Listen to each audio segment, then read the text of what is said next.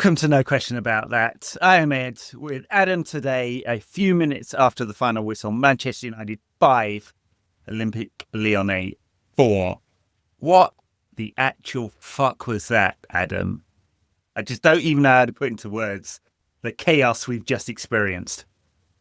I said to you before we started, I like to keep myself composed. I don't know what to do today. I think this will be like quite unhinged.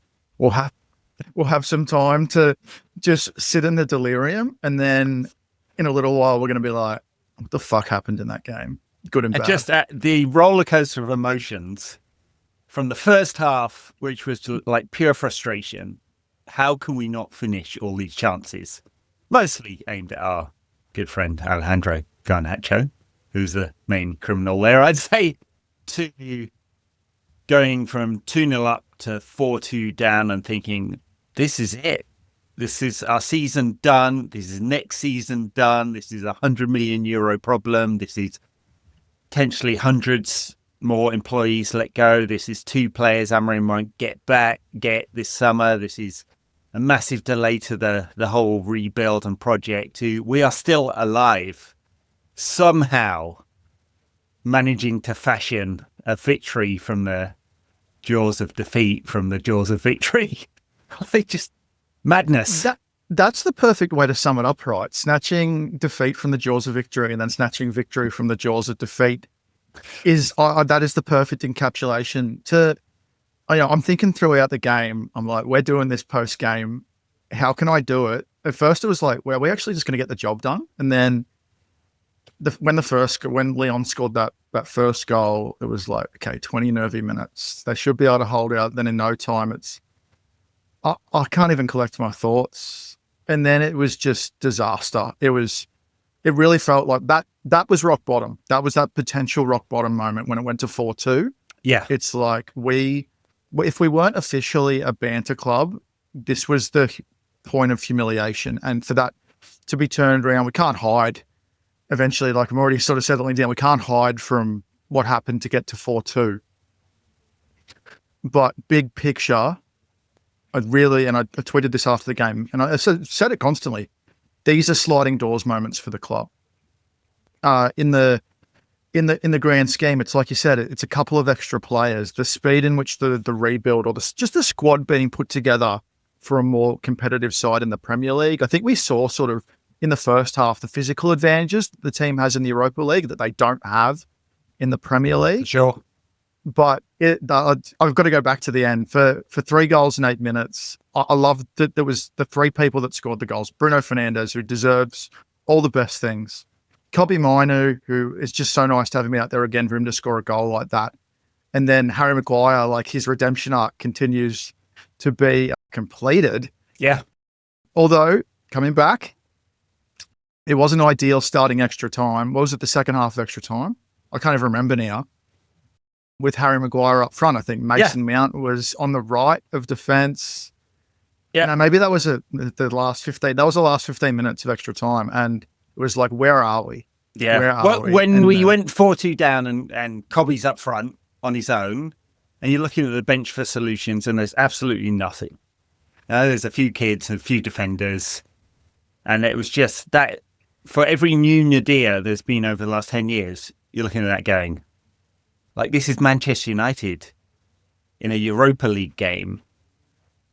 We should be fighting desperately for everything to take this club forward. And you look at the team, and then there's an absolute condemnation of United's squad building for a decade that took us to that point where Kobbie Mainoo, a midfielder who's just come back from injury, is running about up front, desperately trying to find something. And at that moment, it couldn't have got any lower. I'm just like, of all the post-Fergie almost year seasons, it's just like, that's it. The game was over. The season was over. We couldn't look forward to any nice things in the summer. In fact, we could look to worse things because at that moment, one of Kobbie or Alejandro Garnacho were getting sold. I don't think it's hyperbolic to say that when you look at our finances. Like, that was going to happen. And somehow, a couple of Casemiro assists, a big Bruno penalty, just a brilliant goal from Kobbie Mainoo, and Harry Maguire gets on the end of one.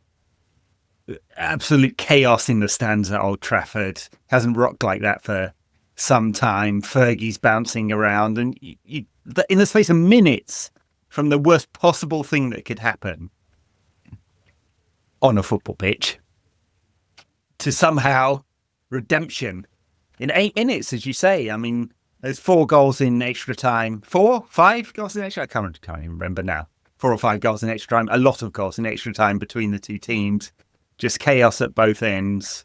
You're like, how did it come to this? And the thing is, it shouldn't have even come to this. I mean, it's a fantastic finish and a fantastic game, and like there'll be a lot of people enjoying that who aren't United fans, who aren't having a heart attack, or aren't Lyon fans who are going home sorry. But it shouldn't have come to that, because United had so many good chances through normal time to finish this off. But that's it. It's banter era United. We fully committed to the bit. Always. Well, we turned around our season in less time than it took Katy Perry to go into space and come back. Well, that's right. It's just crazy. I'm sorry, I don't even still know what to say. It's the realities, like you said. The prospect of selling a promising young player to fund the rebuild was very real. Selling to buy. Like, there was going to be funds this summer, but it was still going to take sales. We still have to sell the players that are on loan. And if that was going to take some time, they were probably going to have to sell someone like Alejandro Garnacho, which might still happen. I'm not entirely convinced. He seems like he's happy at the club. He's tried to engineer and move the last 2 windows, but to remove from the equation the chance of someone like Kobbie Mainoo leaving, for me, that's your shining hope for the future of the club. It encapsulated in one person, one player. So I don't think we can. It's not hyperbolic, as you said, and I don't think we can understate what a massive result it is. Yes, still be a pass will be out, which I think will be our biggest test. It'll be a really big test. Yeah, I think they're as good a side that remains. Tottenham unfortunately got through a very tough tie with Eintracht Frankfurt, and we haven't had a good season against Tottenham. But I thought, if you want to start going back through the game, I thought the first half was more like what we've started to expect to see out of Ruben Amorim's team for a more sustained period of time. We've seen it in patches for 15 or 20 minutes, but as a half of football, it was really good.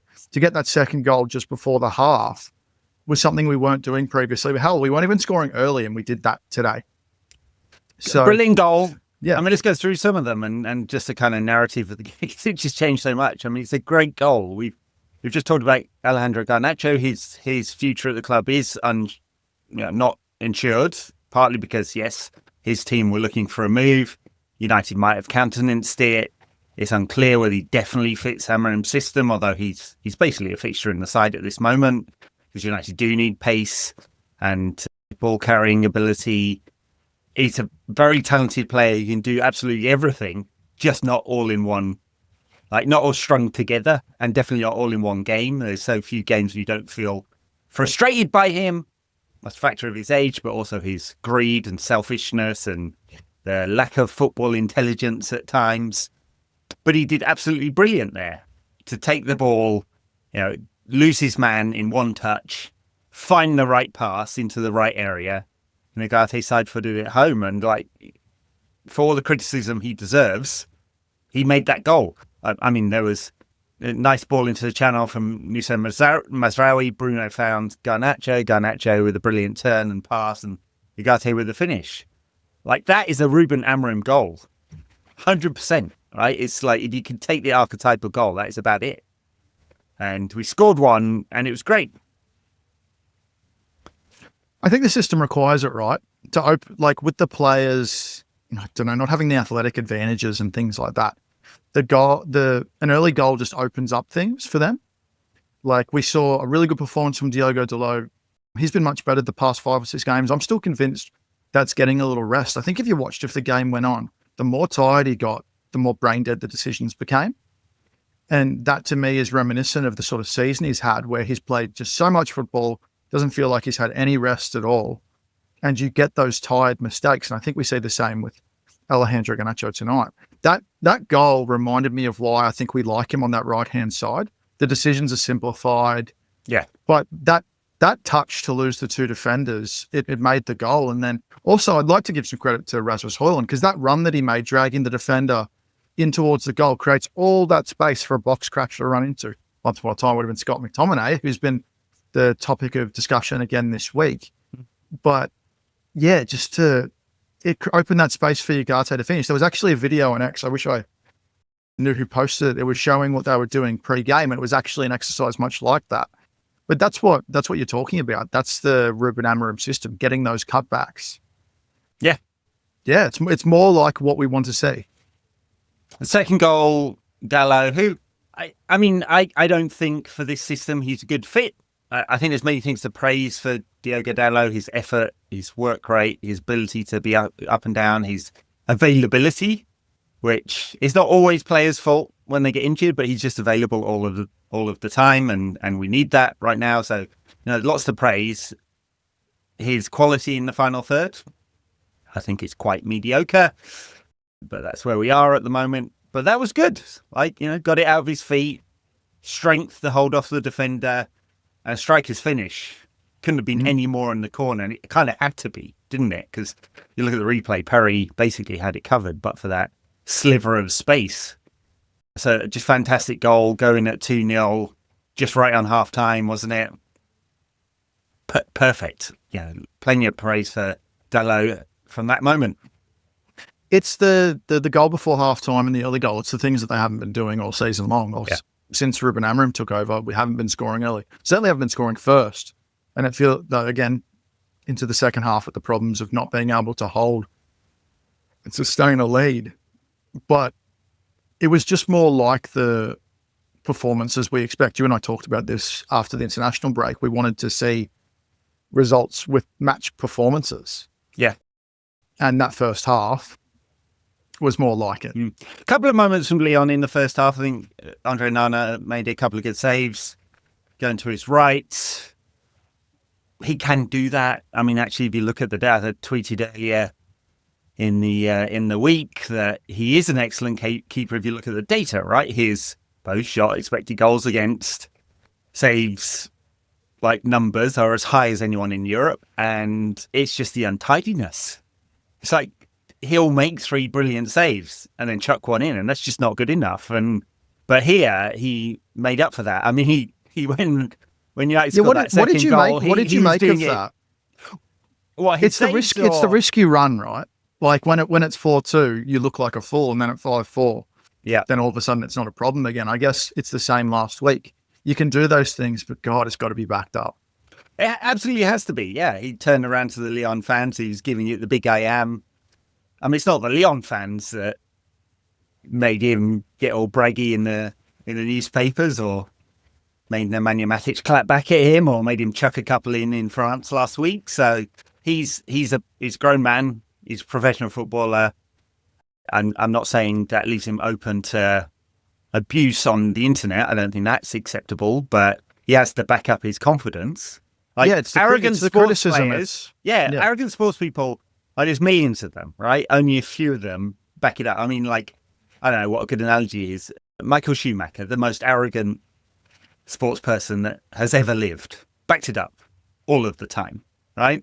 And Andre Onana has to do that if he's going to do that. If he wants to keep a low profile, they'll just be focused on his performances, which have been mixed. But here he made a couple of really good saves. It's 5 in the game. They're all crucial. They also let 4 in. Not entirely his fault there. What did you make of the was it the second goal where he was too stiff with it, and it opened up the potential for the goal? He's still having that issue where his hands they were talking about this midweek, where his hands aren't quite soft enough. So he's parrying it straight in front of him instead of out wide. He does a lot, doesn't he? The second, the Tagliafico goal. No, which one are we thinking? The second Lyon goal is... my brain is scrambled. Yeah. But even the save he made when it was 2-0 or 2-1, it sort of came straight back out into the 6-yard box. And it's really common with him. It happens a lot, and not just the ones that we've seen. They're not always counted as errors leading to a goal, So he has 8 across all competitions since he joined the club. I suspect it's a lot more than that. Yeah, the definition of what a Yeah. clear and obvious error isn't quite clear. Yeah. I mean, but that's football, isn't it? There's a lot of moving parts, and so like, what is an error? You can look at it in the models. There's I forget his name now. Is it called Penalty XG or something? There's one guy on Twitter that does all the data on the post-shot expected goals against. Oh, XG philosophy. Yeah, does he? There's that one, and there's another one that focuses solely on the goalkeeping stats, and so no, you can focus on what the average goalkeeper would have, and that's when I say like his data looks good. That's it. He's doing 5 or 6 goals better than the average keeper across the season, which is a lot actually. It works out as quite a few points or games won or whatever.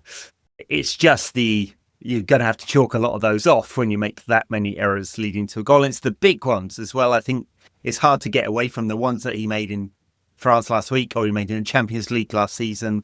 It's hard to forgive those because they're just so damaging and catastrophic that if you had an average keeper in there, that there's a couple that somehow Onana gets a fingertip on and pushes around the post that the average keeper wouldn't, right? That's what the data would say, like he's 5 or 6 goals better off than the average keeper.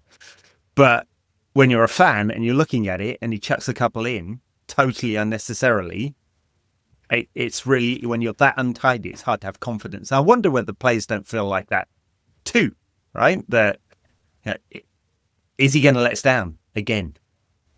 And he didn't in this game. He almost did. He definitely did in Lyon. So, but I think overall he's made a couple of big saves tonight, and good for him. I mean, he does do that. Well, the difference I think is that they've progressed, so it does put it in the review a little bit. I think it made me think about David De Gea's error calamities against Sevilla in the Europa League quarterfinals in his final season, and that was the death knell, I feel like, for his tenure at the club, because those last 18 months were so tough. And I think we do this revisionism thing with all players, all managers. So all of a sudden, everyone's saying that Onana's been disastrous the entire time. Well, no. The data showed that up until about December, he was, by metrics, the best keeper in the Premier League. And I think it prevented the most goals at the time. Yeah. But since then, and unfortunately, it's sort of timed with Amarim's tenure, moving to a back three. How much effect does that have on a keeper? All sorts of things, but he has struggled. And it's those errors and those crucial moments, like you said. Unfortunately, the keeper gets lumped with a lot of that blame. That's the accountability you take. It's the same with the risks he took by antagonising the Lyon fans last week, antagonising the Lyon fans today. It wasn't them. It was him and Matic. If anything, he should have celebrated in front of Matic.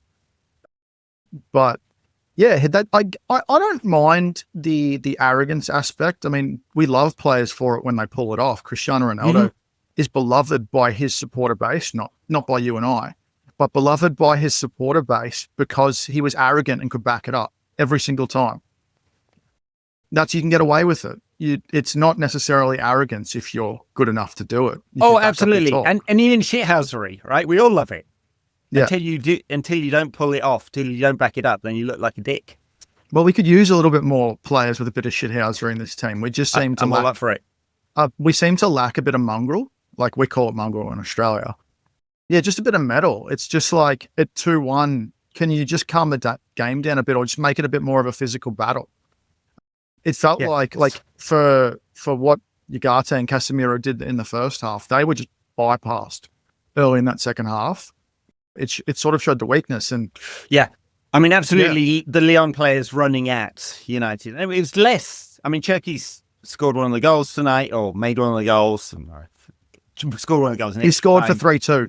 Yeah. Yeah.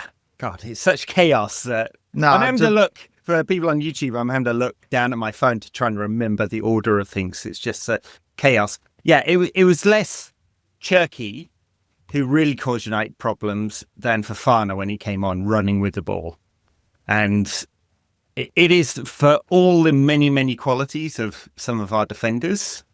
Like we saw the best of Harry Maguire tonight when he got up front and put one in, or when Lenny Yoro tackled a player with his head.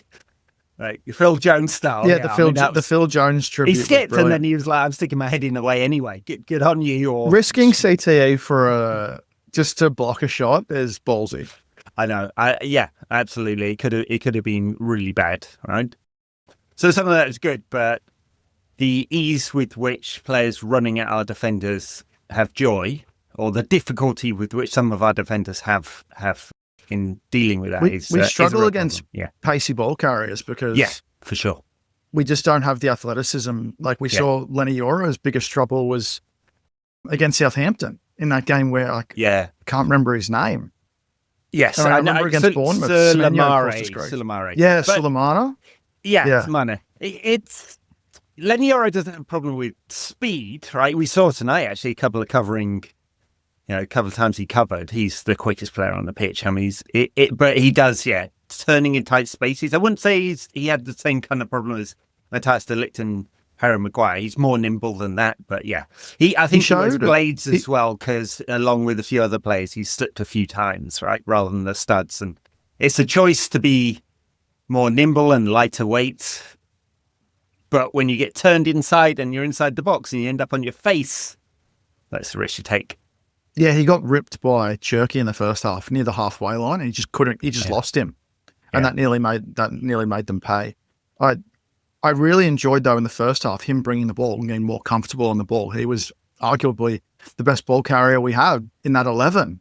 It was kind of embarrassing in a way. It's become a real feature. He's getting more comfortable and quickly. He's had a really good 3 months. I don't have a lot of worries about him. He's a young player.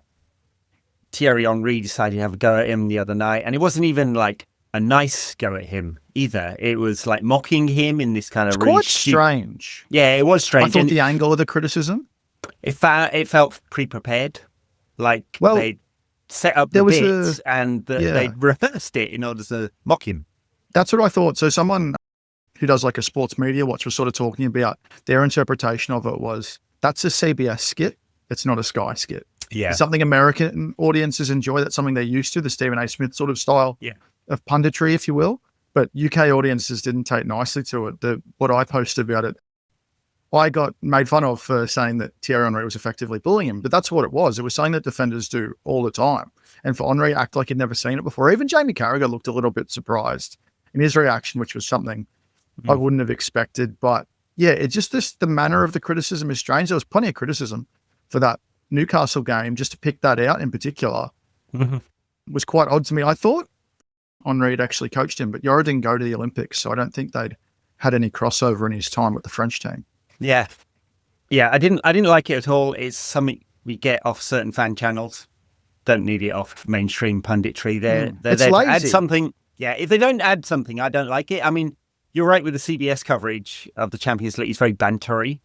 Doesn't really do anything for me, that kind of stuff. Actually, it was a joy today because they had some kind of glitch and we didn't actually get any comms for a long time. So you could just watch the game with just the sound on. And by the way, every single broadcast that should allowed us to do this. I don't habitually watch the pundits. I flip between US coverage and UK coverage, and I don't always watch them just because most of them annoy me. I can do my own analysis. There's people on the internet who do much better, deeper tactical analysis or data analysis on football that anyone in mainstream media does at all. I understand why they keep it broad because they've got to go for a broad audience. They can't go super nerdy.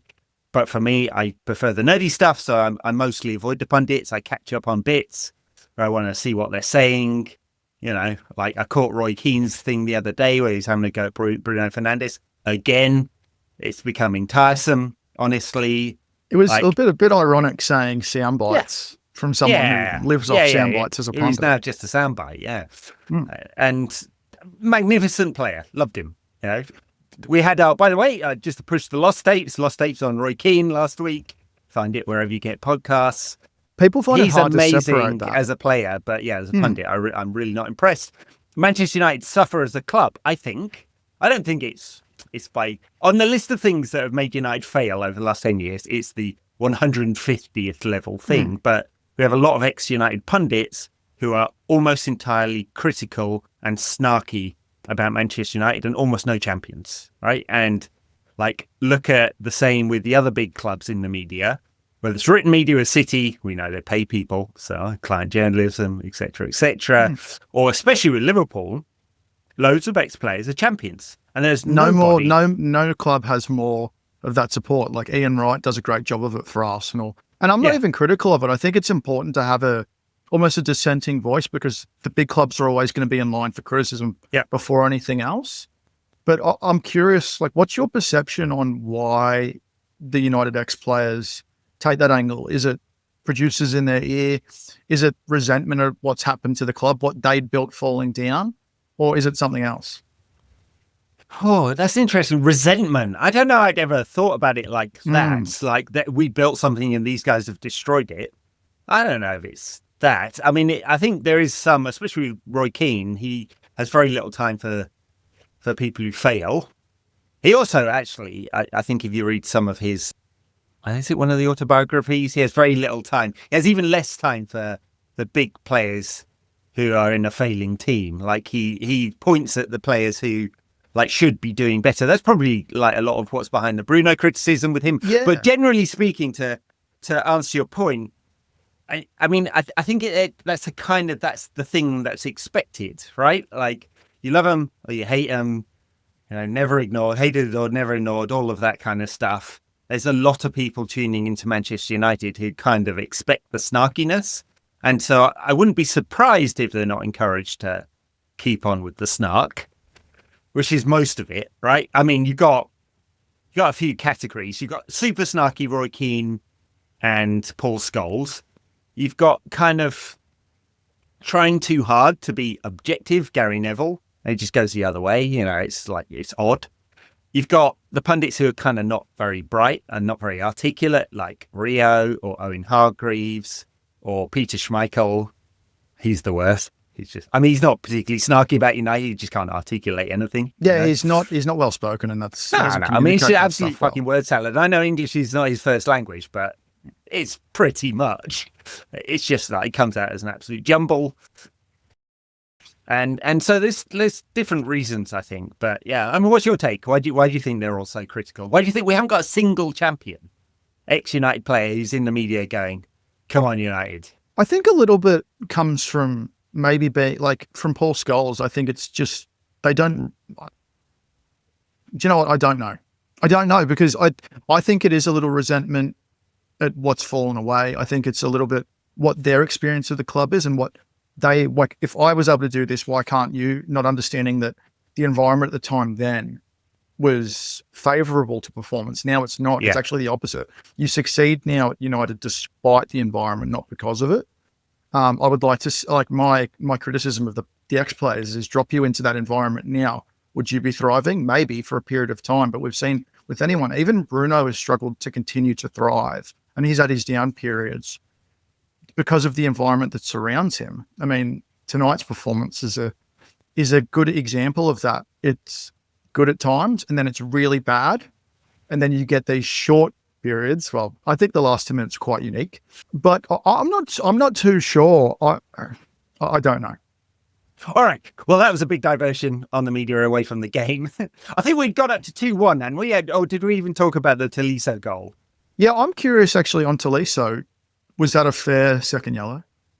Yeah, no. I mean, he probably should have had one earlier in the game, though. Yeah, that's what I thought. Yeah. Which I think he was desperately unlucky with that. Yeah. It was an attempt at a professional foul. It was embellished, but he should have been sent off before his goal anyway. Yeah, I think that's right. Yeah. The Tolisso goal was a calamity of different errors, wasn't it? The kind of consecutive errors thing we've seen from this United team or many United teams over recent years.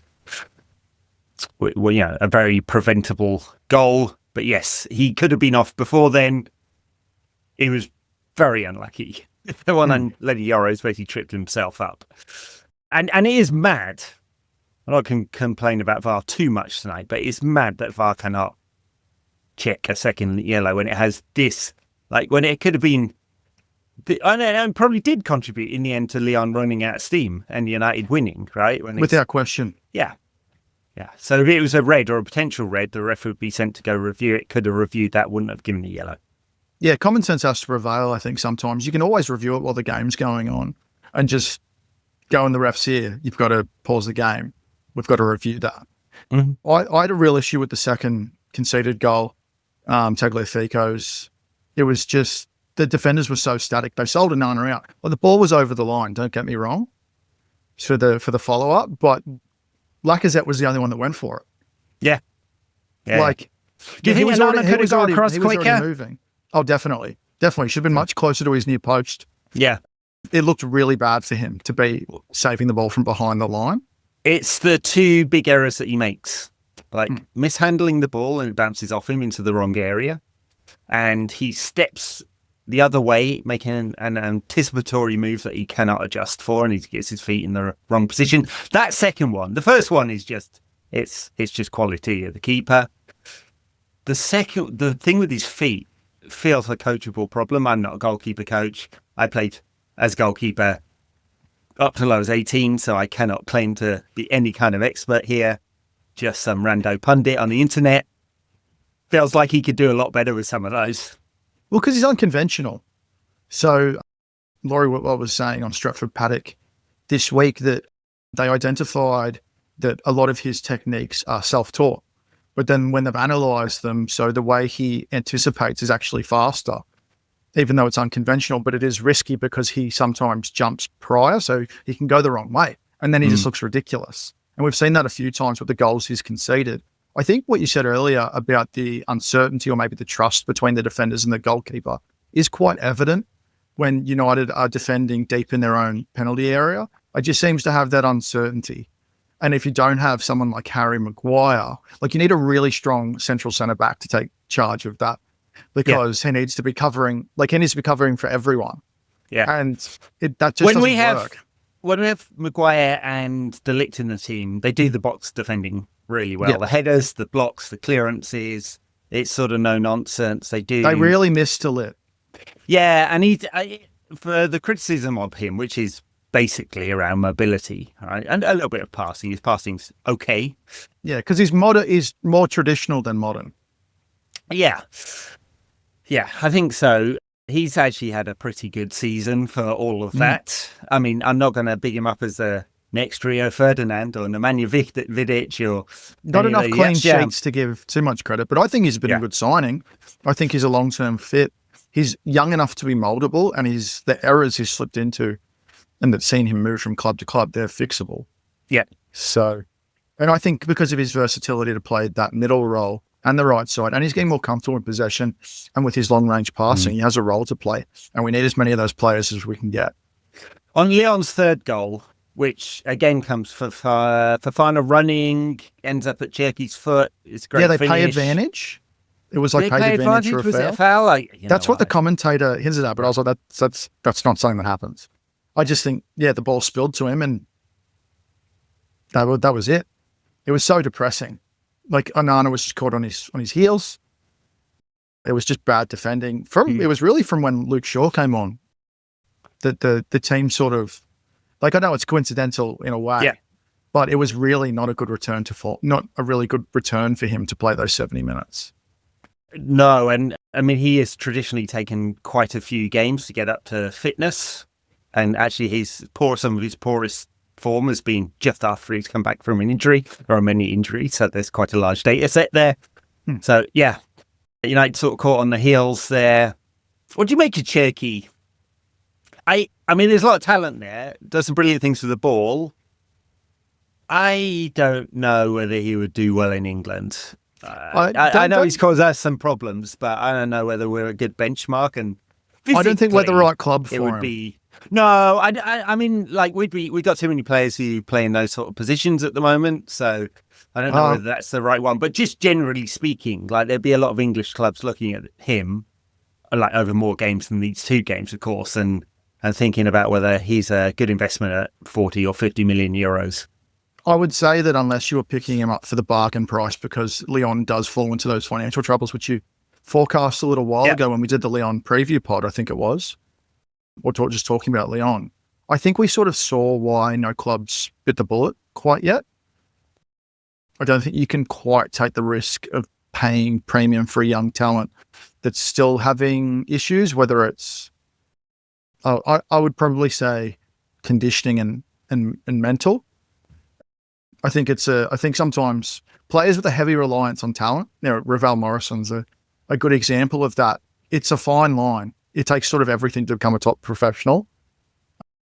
And clubs just aren't likely to take risks on that with the way they do due diligence on their players now. There's just the physical thing would be the thing I'd worry about in England, less so in Italy or Spain. And it's a cliche, but it's true as well. The level of intensity is just a bit higher in the Premier League, and not all players can keep up with it. There are even some English players go, you look at Jadon Sancho, he should not be in the Premier League, right? And that's a good comparison though, right? Yeah. Like a very skilled player, doesn't quite have the physicality and speed, great on the ball, but attitude concerns, not a great physical fit. And I think we're seeing more than ever, and you and I have talked about this quite a lot, at the physical aspects of the Premier League. It's never been more demanding. It's never been more required that you are an athlete. Unless you are exceptional at other things or world-class at other things, you really need to be an athlete to stand up to English football. It is the base, yeah. And it might not always be that way. It's just, it is getting more that way. Like there it's are the more transition that physical we're in. teams. Yeah. Football changes all the time. I think it's always very interesting, like how much the narrative is dictated by the last game or the current season. Like, that the recent debate really is the Premier League boring. Well, it's because there's not really a competition for anything. I mean, there's maybe around the fringes of 4th, 5th. There's Newcastle, Chelsea, Manchester City is still competing for that, but the title was wrapped up long ago. Relegation will probably be wrapped up. It might even be wrapped up this weekend. Can Ipswich go down this weekend? They can go down soon. Anyway, it's going to happen really soon. And so that's not a trend, though. Like, we could have if the season's played out. Yeah. We don't have to do this. We do it all the time. I think the Premier League is so exciting. You can watch multiple games per weekend. It's just that it's a transition season for the challengers. Arsenal arguably should be doing much better than us. For me, they're the best side, and I think they've shown that in the Champions League. But the relegation battle has been boring because it's harder than ever for promoted clubs to do well. There is such a gap because of the financial muscle that being in the Premier League allows you to have. You have to hit the ground running or be a yo-yo club. I mean, there isn't a bigger gap in finances between the bottom of the Premier League than the top of the Championship, really. It hasn't actually... I mean, it has grown over time. Like, if you take a 10 or 15-year view, the Premier League's contracts have got bigger and bigger and bigger, and they give a percentage, but it's not big enough percentage to make the gap up, right? But over the last 2 or 3 years, when this trend of promoted clubs going up goes straight back down, that's not really the case. The last contract was frozen. Like, they do give the parachute payments are actually more distorting for the Championship than they are for the Premier League, really, because the parachute payments will be bigger than most clubs' budgets in the Championship. So the issue may be that the same clubs are coming up again and again. I don't know that you're going to fix that necessarily. It compounds when clubs actually manage to stay in the Premier League. I mean, Ipswich coming up, they'll have got 100 million, 110 million in broadcast revenue this season. They'll go back down to the Championship, have that money, which they spent pretty much all of it anyway on transfers, whatever they get in terms of selling players, and then they'll get parachute payments, and they'll be in a very good position to come up again. That's almost more advantage than it. And like the next time they come up, they'll be in a better situation, right? You do need to survive that first season, then you're in a pretty strong position. I think the biggest issue for clubs that are getting promoted now, because of the style of football, you have to play the right style that transitions against the Premier League, because otherwise you have to transform the way you play when you get promoted, because you can't play front foot football necessarily all the time. We've seen that with clubs that have played really attacking styles in the Championship. And it's like, are you going to do this in the Premier League? And it doesn't translate, and they just ship Burnley, goals. Ipswich. Yeah, Burnley's a great example. Yeah, but it'll get you a big job elsewhere if you do that. So play tippy-tappy. Kieran McKenna will take another job if he wants to. He signed a very long-term contract with Ipswich with saying he's one of the best paid managers in the Premier League. Unbelievably so. Ipswich, interesting one. We don't need to dig into them too much, but they're owned by a pension fund, which is very weird. The fourth goal was the penalty. Definite penalty for me. Lee Shaw's tripped in, then Lenny Yora's made sure. That's Fofana causing us an awful lot of problems. Again, players just running. Shaw just not quite up to speed. Yeah, he panicked. Yeah, stuck his foot out. It was both challenges were almost needless. You just needed to shuttle him more than anything else and try and corral him to the side. But they were both charging in, and there was like almost nothing they could do but Or even just block the clatter. space. Yeah. And then it makes it a much harder call. You trip him, it's going to be a foul. I thought Euro was going to close him out at first, and then Shaw's coming across, and they're both at fault. But it was just a perfect summary of the collapse that the team had over 60 minutes. Yeah, Onana did the Onana thing with penalties. Died the wrong way. Just stand the fuck still and dive for it. He's athletic. He might actually get to one if he just stood still and tried to. I mean, it was a good penalty. He's right in the corner, but he just dived completely the wrong way. It's like, I don't know what the data is. Someone please calculate this data. Go and watch every single penalty Andre Onana has ever faced. How many of them does he go completely the wrong way for? Because it feels like a lot. How would you have felt with Onana in a shootout? I mean, not very confident. I mean, he's got that David De Gea. Remember David De Gea? Villarreal? Yeah, that's the wrong way echoes I got. 11 out of 12 penalties or whatever it was. I did not want to shoot out for the stakes of everything. Like, I was so nervous coming into the game. And then at 2-0, felt great. And then the stakes were just so heavy on it. The more goals we conceded, like, oh my God, like the sliding doors of it all. Just the position. We've already talked about at the start of the pod, but I couldn't stop thinking about it. I was like, this felt like true rock bottom. People were like, you would have seen it on the timeline. It was like, this is it for Amarim. So I'm not sure what you think in terms of credits in the bank. What does he need to do now for the rest of the season? Win Europa League. That's it. How does from your perspective as a former match goer, I'm curious, how does he maintain that support? Would winning the Europa League be enough, or does he have to sustain it with good performances in the league too? To really get some credits in the bank before the start of next season. Yeah, I mean, I think there would be a lot of pressure. Old Trafford's apart from a few toxic moments, I think it still is very much behind Amarim. You can hear the away fans singing his song for 90 minutes. United are away from home. I don't know if I like the song because it says something about the state the club's in at the moment, that we need that. Like, we're looking for someone to turn it around. I think the hero worship actually hasn't been good for United. Messiah complex. Of manager, Messiah complex, that this one person will save everything. He's a very important person. He's less important than previous coaches because they've restructured things. It's not all going to be on him. But he needs the resources, of course. We can sort of write off this season, sort of, right? You cannot ever completely do it. There's a few pundits in the media that are like talking about how rubbish he's been, like the more loud mouth ones, Richard Keys and that lot, and a few others who are... I did say that on beIN after the Newcastle game. They were having him and Ali McCoist. They were having a ball. Yeah, and I think that's too much, right? He's coming halfway through the season, didn't want to, didn't get the resources he wanted, got one young left back, didn't get an attacker when they shipped 2 out. And 3 if you count James Sancho and earlier in the season. Now you can go, oh, well, they weren't doing anything for us. And Anthony had been pretty rubbish for 2 years, especially this season and most of the last season as well. And James Sancho was pretty toxic, I would say, as an impact on United, and they were just desperate to get him out. The big one was shipping out Marcus Rashford. And this is not to relitigate the arguments, the kind of culture war that has happened over Marcus Rashford, which got boosted again this week, of course, when he's doing well for Villa. But if you're going to ship someone out who has the potential to score goals, make goals, and contribute the number of goals and assists he has in the past done, and then not bring someone in to replace him, you could very well get yourself in a position where a 19-year-old midfielder is playing up front in an absolutely critical European game. Like, you should never, as a club, be in that position. So that's why I have a lot of sympathy for Amarim. Everything he's trying, you can't not look at the fact that your £70 million goal scorer has got, 5 goals this year or whatever it is. The next one you brought in, we've now worked out he's not a forward, really, and now he's injured.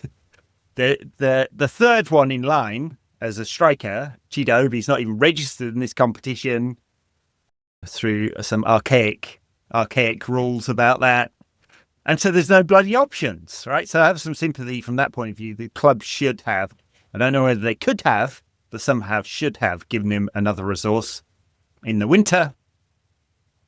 And we could still pay the price, right? Go playing Bilbao. They are elite. They should be better than Lyon. They are quite high up La Liga, but similar kind of issue, like 5th or 6th in La Liga at the moment, aren't they? That's a higher quality league from what I've seen. And they've got some players that can really hurt United as well. Williams brothers being the obvious ones. The worst matchup for us. Yeah. I would say physically. Yeah. Besides Tottenham, but the Williams brothers.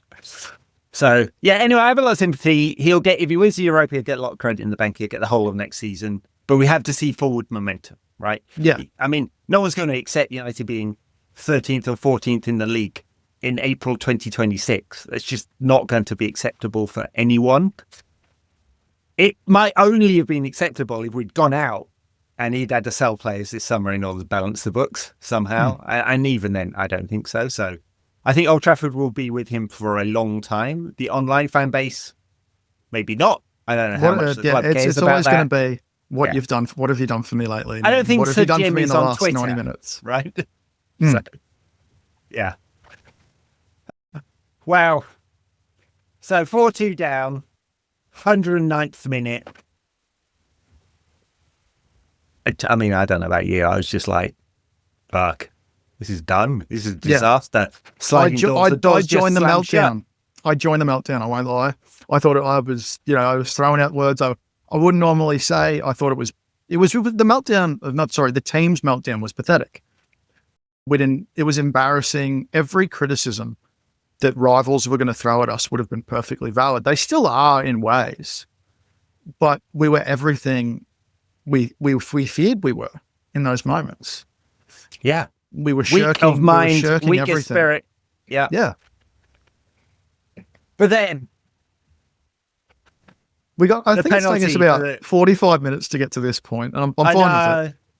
I mean, it is a very marginal call on the penalty on Casemiro. I don't think it's as obvious as the Lyon penalty for me. I mean, if you look at it, you have to. I mean, the good thing is the VAR has said to the keeper, it's kind of a subjective decision. Was that enough to bring him down? So there was maybe a clip on his heel. It's super blurry. It was the angle where you could see the clear kick to the foot. That's what I think decided the it. studs up one. That's the clearer foul, isn't it? Yeah. But I thought the Maguire drag down was more of a penalty than the Casemiro one. On the shirt, I think the only thing that saved it was only because Maguire had the shirt too. Maguire's I think that's why also fouling. Yeah, and he hadn't won the ball. So it wasn't like, if he'd been slightly in front as opposed to slightly behind, then you've got a penalty. But I thought that was arguably more of a penalty. If I was looking at it, if I was the ref, I'd have turned to the Lyon players and sent 6 of them off. But if I was being objective, I'd probably just on balance have given it, but I think it's really tight. It's not super, super obvious. I'm sure there's some people can make a really good argument for why not. So they're both going for the ball at the same time. Is that really a foul? But anyway, the attacker gets the benefit of the doubt. So that's the thing. And he kicked his foot. So I think in the Europa League, in the Premier League, that's not a penalty. Don't think. But in the Europa League, it is. Bruno, coolest man ever. A man has balls of steel. What can you say? So does Harry Maguire, because he took one right in the nads. Full on. Oh, that was I can't remember who, it might have been Tolisso. He nailed that shot as well. He had hit that so sweetly and it got him right in the nads, and I felt so bad for him. Geez, I don't know whether he's had the snip or not, but it was done for him, free of charge. But he just got straight back up. All right, his testicles were in his stomach the rest of the game, I would say. I'd take a little bit of time from that one. But no, he was, good for Harry. Oh. But yeah, second balls of steel, Bruno Fernandes. I mean, if you had a gun to your head and, this is a football form of Russian roulette, is there anyone in world football you'd want to take that penalty more than Bruno? No. He fails, you're gone. No. I'd pick him.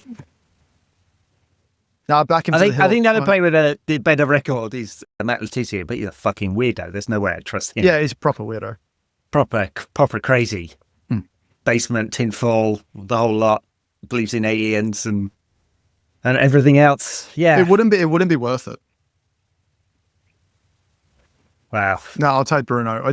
I'll take Bruno. I felt so confident he was going to score. I was like, just do we have enough time to get another one? Yeah, Because must say, Lyon were doing a really good job of wasting time.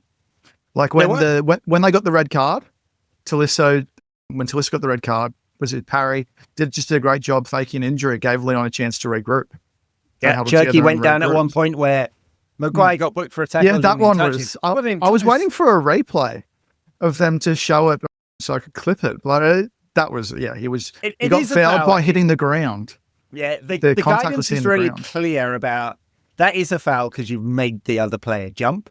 Now, the yellow card foul? Don't know, maybe, but Jerky definitely melted. He lay on the ground for several minutes, feigning injury. I'm glad at least they applied even though we didn't want it, 5 minutes extra time for the second part of extra time was something you don't see very often, but you don't see very often what we got in the second part of extra time. Let's talk about Kobbie Mainoo then. Yeah. Went up front. It's a thankless task to run around chasing the ball. I mean, you barely touched the ball playing at number 9. Yeah. It was a little bit better when Maguire was the focal point and he played slightly deeper, but the touch and the composure. It's not the first time we've seen that from him. Remember the Wolves goal, the composure with that one? That's what it reminded me of. This was a bit closer to the goal, but just composure to put it away. Like, if a totally unfair comparison, but I'm going to do it anyway because, why not? If Alejandro Garnacho had been in that position, he might have done the same thing, the turn inside, the fleet of foot, and he's skied it over or something like that. I must say, just touch on Garnacho, because we actually haven't talked about this, that chance that he had that was rated at 0.81 XG. That was brilliant. He sent the defender into the void. I couldn't remember who it was, but it's just his composure. You tweeted this actually during the game, the amount of big chances that he's missed. That should level out with improvement. Like statistically, that levels out, but it's whether he does it at the club or not. Yeah, he has by competition, of course, but he's just under a 20% shot completion rate or shot to goal. I think it's 18, 19%, something like that. It's not brilliant for a forward. It's not bad. It's just not great. Bad. There have definitely been worse players, right? But it's not for a player of talent, of this amount of talent that we think, because he can finish brilliantly, right? It's just very inconsistent. He's missed a lot of big chances. It's 23 in the Premier League and a whole bunch more in Europe as well. And that's the thing. Like, if you just tick those numbers up, if he halved the number of big chances he missed and ticked his finishing rate up to 25%, if it was 30, it'd be world class. 25% given the amount of shots he's had. I think the Premier League gets over 100 shots now. Like, so if he was at, just pick it out, right? So he could really be a top player if his even if the finishing was underperformance halved, his numbers would be so much better. Yeah, like the XG underperformance. But it's hard. There's not a lot of patience, and he's so heavily relied on in the team. There isn't the room for error. That's what I said during the game. There isn't the room for error in this team. I think I mentioned it on the pod at the weekend. If players develop at different rates, right? So everyone was talking about Liam Dalot recently as a bit of potential as £30 million relegation release fee is pretty cheap for a forward of his qualities, not battering around forward. He's underperformed XG every single year of his career until this one, right? And so that says something about the development path. City let him go. Like, they let him go. They obviously didn't believe he was going to make it for them, at least, and he hasn't. So there's time for Garnacho to improve, but he really could do with it. It's the same for Højlund. I think sometimes we do use the exceptions to the rule as the examples. People talk about like Lamine Yamal. Like, you're talking about a one in the world sort of example, whereas you don't give a 20-year-old a chance to sort of figure it out. Like, imagine Garnacho at 22. He just shouldn't be playing such a prominent role, but I don't know if he's going to be willing to go back into such a secondary role, which is why I'm always so hesitant to talk about his future at the club. Yeah, look at under 21 players across the top 7 Euro leagues that have as many goals and assists as he has. I think he's got 18 this season. He's 19 now. 19. Yeah. Right. He's right up there. There's hardly anyone of his age that's up there with that amount. It's, he just suffers for comparison. I mean, it's unfair comparison because Lamine Yamal is a freak, right? And he hasn't got loads of goals this season, but he is one of the most intelligent players of any age in the final third. It's also the thing that really environment that you're playing in, a club that can't score goals, a club that doesn't have a heap of attacking threats, and you're also relied on to play every single game. Like, he should be rotated out of the side at this point. But are you going to start Mason Mount right now? No. So what options do you have? And it's like, to come back to something you were saying earlier, I know we keep going away from the game, sorry for everyone who's listening, waiting for us to talk the final goal. But you were talking about like the squad build and what we were left with. Like, even if you don't have Rashford and Sancho and you're sending them out, those are still assets you're putting on the shelf. And like, that's great for in the summer when you sell those players who aren't being used. But right now, it leaves you with a bench that is bereft of options. Like, are you going to throw in like a couple of the youth team accounts, like Academy Arena, Academy Scoop, we're talking about throwing in Jack Morehouse tonight. But that's a really brutal environment to throw them into. I actually thought the home support at the start of the game, I can't remember watching, I'm only watching the game on the broadcast, but they were so loud in the first 20 minutes. You could see the nerves settle into the crowd throughout the game. Yeah. And it got quieter and quieter, and Lyon fans got louder and louder. I think it was only 800 of them. Yeah. But yeah, I don't know. Yeah, the fireworks and the Tifo. What do you think of the Tifo? I mean, it was all right. I think they just chose the wrong players. I don't know about... I would not have had Rio and Schmeichel were strange choices, don't you think? I mean, look, Rio's different in that he was brilliant for the club. Like, and he won everything you can. He was a fantastic defender. He probably would have stayed longer, but for his back problems that he had for the last couple of years of his career. I don't think he's covered himself in glory as a pundit and a paid shill for certain autocratic states. Don't think that is awesome. I would not have done it, but hey, someone's going to make a living and free all money. Of that. Yeah. Schmeichel went to City. Just fuck off. I don't think you can be on a massive Tifo. And I know why. They had prominent players holding the European. It was just a whole bunch of players you could I get using iconic images, but how many choices of people do you have who have no controversy attached to them? I'd have had David May up there with that famous 99 picture. Just use David May, Dennis Irwin, Bobby Charlton, and Wayne Rooney. I know that's 4 white players, but like, come on. This is not a complicated thing. It did look like it was like a little bit AI generated. Someone was like, that looks like they've just used Canva Premium. But I liked it. Canva's rubbish, the AI, just as someone who's a creative these days. I have used Canva Premium, I will say. Yeah. No, many better AIs. I like the concept. It was nice to have, like, pre-game, it was really nice to feel like this is a big European night. Like, when I watched the Champions League this week and last week, I was like, I really miss this. Yeah. I really miss that feeling of like those sort of stakes. And tonight had those sort of stakes because of the financial reward. And it was interesting as well. I know we're dragging it out again, but the Daily Mail's ironic criticism of the automatic qualifying place for winning the Europa League. Adding incentives to a tournament like this is a good thing. To have those stakes on the line is a good thing. Don't we want promotion? It's the same concept, but Ian Ladyman just can't help himself. I mean, that just totally smacked of the editor going, like, find a way to criticize this. Yeah, it's just stupid. I mean, I didn't bother because I know what the answer is, but go check the archives. How many articles of this nature have there been over the last 10 years? Maybe one in 2017. I don't know. Yeah. How many times have they complained about it since it was instituted in 2014? 10 years ago. I'm guessing not many. I think it's a great thing. And like, for a club like United, it's the same as a smaller club who's probably in a healthier financial position. It can financially springboard you. It's a good incentive to have. You could launch your club from winning the Europa League, sort of the way Sevilla did back in the day. I know they're struggling now and they've just sacked their manager, but it offers you an opportunity to transform your club. Atalanta are sort of taking that opportunity. Yeah, I don't get it. Well, I do get it, but I don't like it. I think there's a fairer criticism if you said, hey, England could have 6 clubs, because I think I'm right in saying that they used to have this situation where you could only have a maximum of 5, and the 5th one would be if you won the European Cup or the You would Europa lose the extra league place, right? You'd lose the extra league place. I Yeah. don't think that's true now. No. And so I think England could have 6. No, they changed the rules when they tried to please them post Super League. I don't think that's right. That club should have that many teams. So that's the one criticism. I would change the qualifying pathway. I would make I would make the 5th team in England. You have to go from the second qualifying phase. Place. Yeah.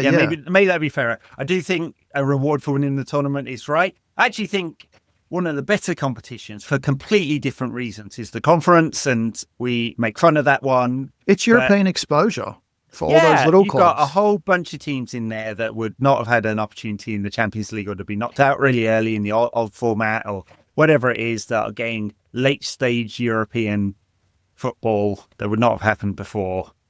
I like that tournament. For the Europa League, there have been years when there have been higher quality, and we've got Eintracht Frankfurt, amazing support on the way down at the moment, like beaten by Spurs. So the semi-finalists are United, terrible season. Athletic Bilbao, having about their standard season. They are around about the 4th, 5th, 6th biggest club in Spain. You can argue about that. Bodo Glimt, amazing that a club from Norway is making this far, but we've already beaten them. I thought Lazio were going to complete the comeback. So that's a really cool story. I know, it's a great penalty shootout. Just caught that after the United game finished. Some really horrendous.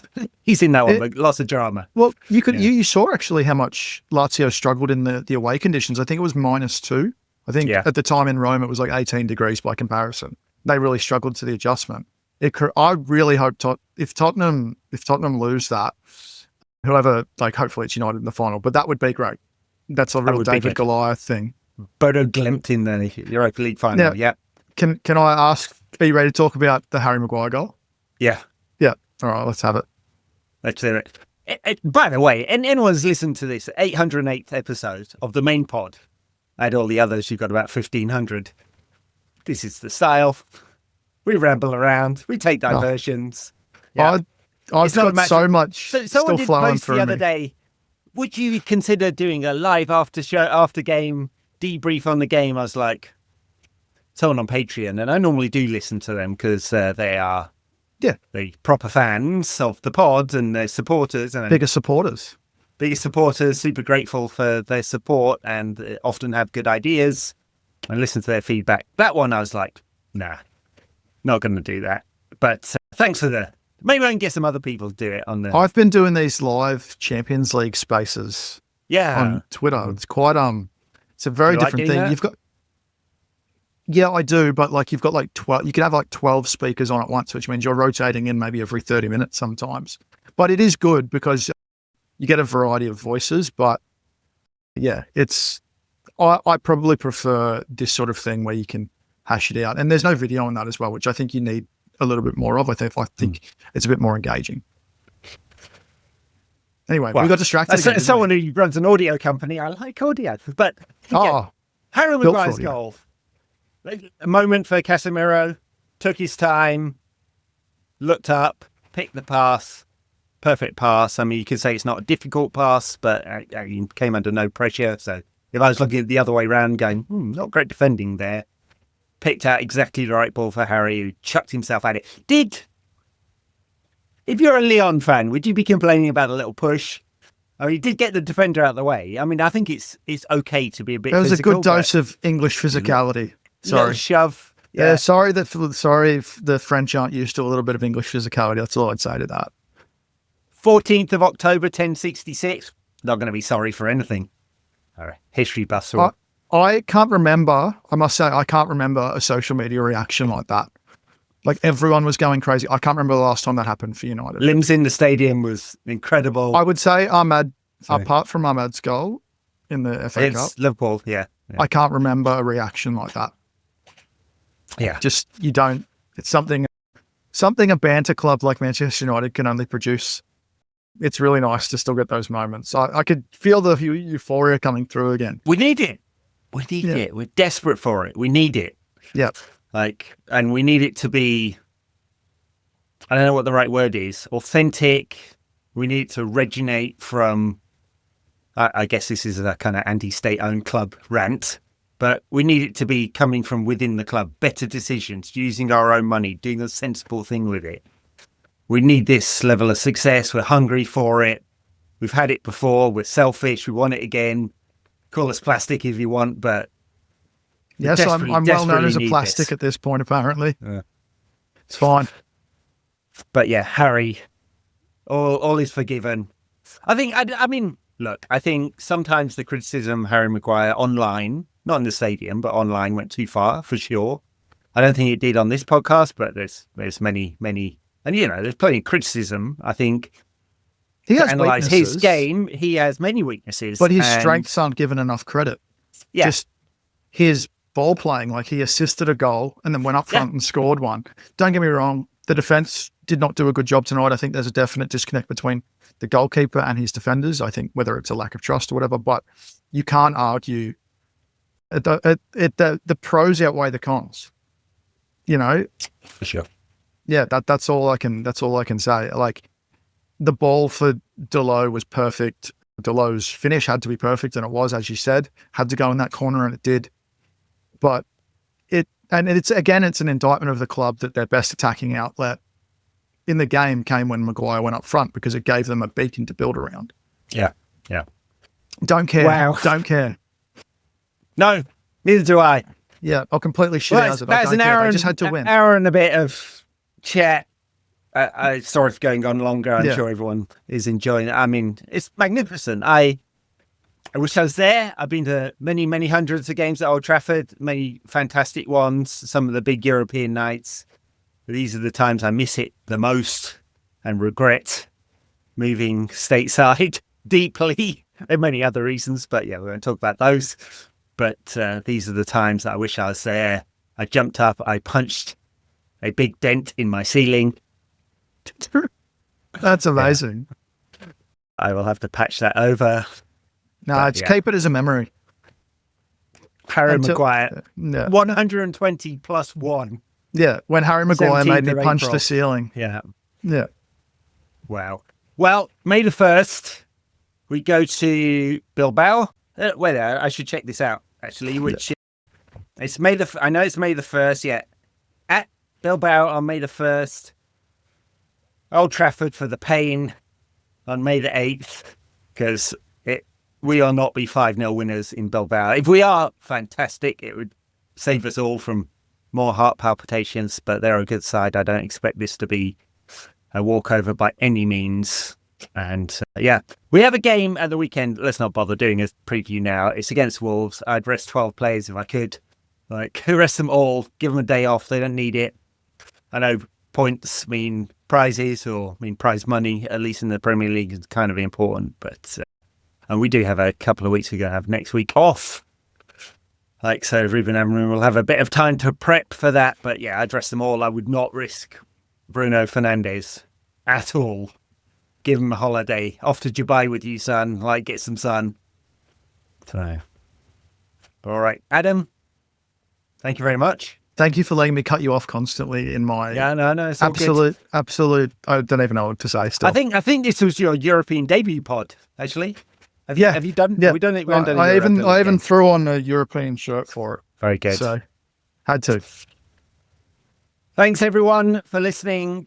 Support us on Patreon or Apple Podcast subscriptions. We are very thankful for your support and backing. And if you're not there, everyone, you can go patreon.com/AQATpod and we won't blast you with adverts. Sorry, not sorry for that. Bye now.